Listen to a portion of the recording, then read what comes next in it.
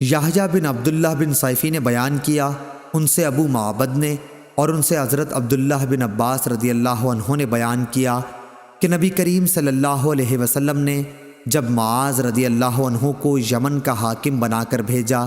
تو فرمایا کہ تم انہیں اس کلمے کی گواہی کی دعوت دینا کہ اللہ کے سوا کوئی معبود نہیں، اور یہ کہ میں اللہ کا رسول ہوں۔ اگر وہ لوگ یہ بات مان لیں تو پھر انہیں بتانا کہ اللہ تعالیٰ نے ان پر روزانہ 5 وقت کی نمازیں فرض کی ہیں۔ اگر وہ لوگ یہ بات بھی مان لیں تو پھر انہیں بتانا کہ اللہ تعالیٰ نے ان کے مال پر کچھ صدقہ فرض کیا ہے جو ان کے مالدار لوگوں سے لے کر انہی کے محتاجوں میں لوٹا دیا جائے گا۔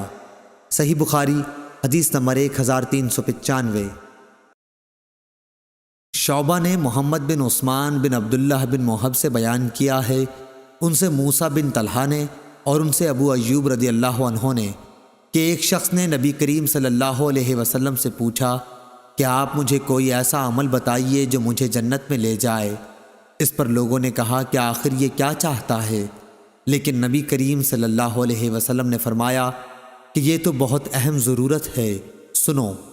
اللہ کی عبادت کرو اور اس کا کوئی شریک نہ ٹھہراؤ، نماز قائم کرو،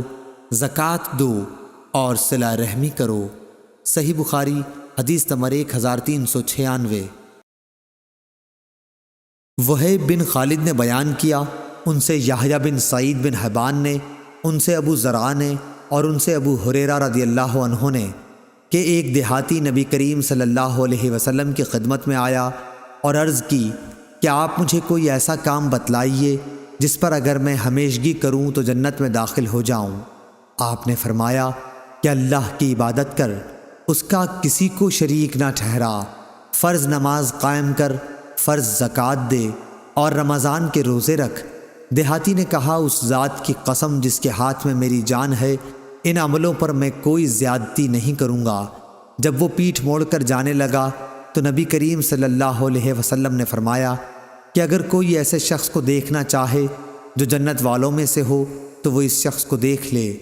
صحیح بخاری حدیث نمبر 1397۔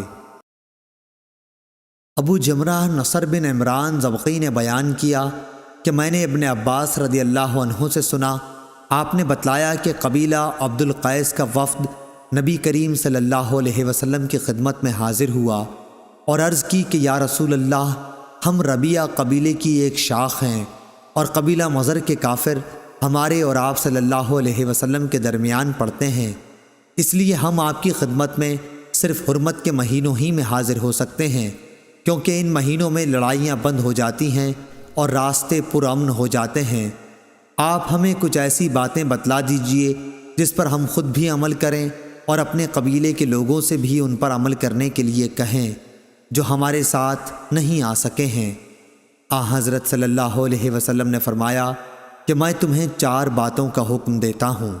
اور 4 چیزوں سے روکتا ہوں، اللہ تعالیٰ پر ایمان لانے اور اس کی وحدانیت کی شہادت دینے کا۔ یہ کہتے ہوئے آپ نے اپنی انگلی سے ایک طرف اشارہ کیا، نماز قائم کرنا،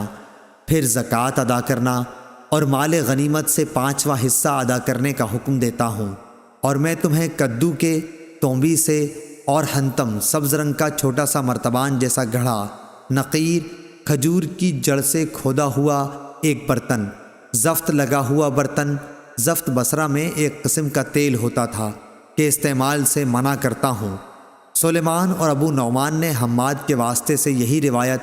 اس طرح بیان کی ہے، الایمان باللہ شہادہ ان لا الہ الا اللہ، یعنی اللہ پر ایمان لانے کا مطلب لا الہ الا اللہ کی گواہی دینا۔ صحیح بخاری حدیث نمبر 1398۔ شعیب بن ابی حمزہ نے خبر دی، ان سے ظاہری نے کہا کہ ہم سے عبید اللہ بن عبداللہ بن عتبہ بن مسعود نے بیان کیا کہ ابو ہریرہ رضی اللہ عنہ نے بیان کیا کہ جب رسول اللہ صلی اللہ علیہ وسلم فوت ہو گئے اور ابو بکر رضی اللہ عنہ خلیفہ ہوئے تو عرب کے کچھ قبائل کافر ہو گئے اور کچھ نے زکوٰۃ سے انکار کر دیا،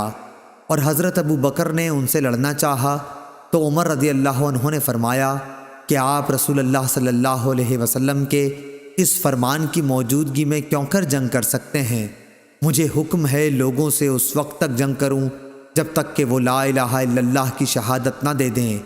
اور جو شخص اس کی شہادت دے دے تو میری طرف سے اس کا مال و جان محفوظ ہو جائے گا، سوائے اسی کے حق کے، یعنی قصاص وغیرہ کی صورتوں کے، اور اس کا حساب اللہ تعالیٰ کے ذمے ہوگا۔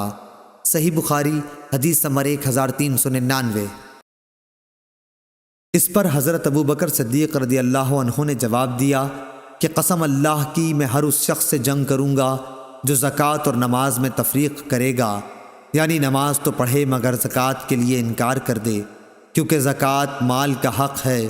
خدا کی قسم اگر انہوں نے زکوٰۃ میں چند مہینے کی بکری کے بچے کو دینے سے بھی انکار کیا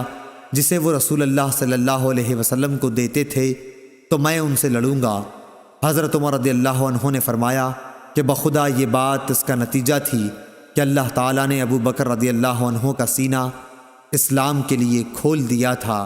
اور بعد میں بھی اس نتیجے پر پہنچا کہ ابو بکر رضی اللہ عنہ ہی حق پر تھے۔ صحیح بخاری حدیث نمبر 1400۔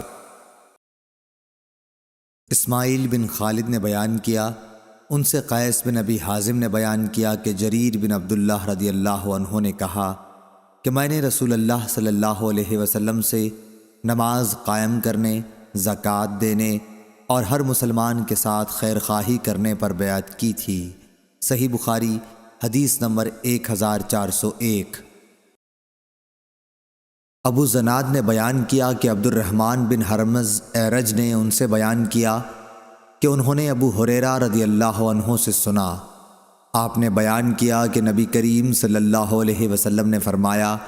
کہ اونٹ قیامت کے دن اپنے مالکوں کے پاس جنہوں نے ان کا حق زکوٰۃ نہ ادا کیا کہ اس سے زیادہ موٹے تازے ہو کر آئیں گے جیسے دنیا میں تھے، اور انہیں اپنے کھروں سے روندیں گے۔ بکریاں بھی اپنے مالکوں کے پاس جنہوں نے ان کے حق نہیں دیے تھے پہلے سے زیادہ موٹی تازی ہو کر آئیں گی،